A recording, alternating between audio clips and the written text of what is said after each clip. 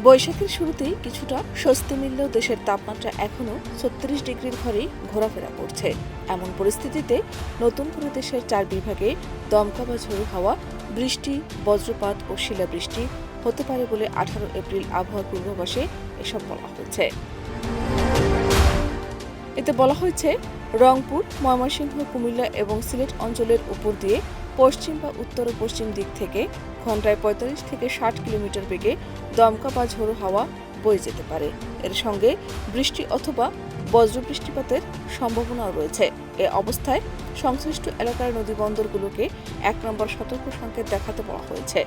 আবহাওয়ার এই পরিস্থিতিতে নৌযানগুলোকে সতর্কতার সঙ্গে চলাচলের পরামর্শ দিয়েছে কর্তৃপক্ষ।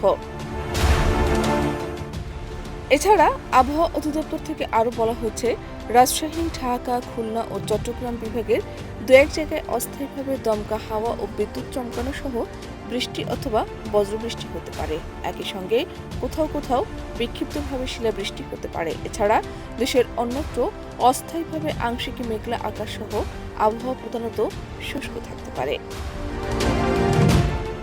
একই সঙ্গে সারা দেশে দিনের তাপমাত্রা সামান্য কমতে পারে এবং রাতের তাপমাত্রা প্রায় অপরিবর্তিত থাকতে পারে। শাহনাজ পারভীন, দেশ রূপান্তর।